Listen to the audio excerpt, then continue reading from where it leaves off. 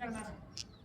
उत्सव तीन रंगांचा आभाळी अडचणला, उत्सव तीन रंगांचा आभाळी अडचणला, नतमस्तक मी त्या सर्वांची ज्यांनी भारत देश घडवला, ज्यांनी भारत देश घडवला. सूर्याप्रमाणे तेज दिसणारे व्यासपीठ, चंद्राप्रमाणे शीतल छाया देणारे शिक्षक आणि चांदण्याप्रमाणे चमकणाऱ्या माझ्या देश बांधवांनो, सर्वांना माझा नमस्कार. माझे नाव रोहिणी गंगाधर हलवे.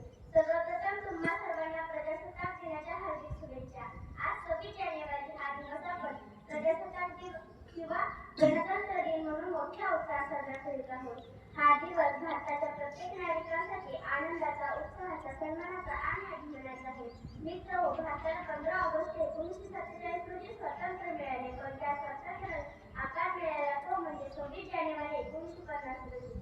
कारण या दिवशी संविधान अंमलात आले. आपला भारत देश हा एक मोठा लोकशाही देश आहे. भारताच्या घटनेनुसार 26 जानेवारी 1950 पासून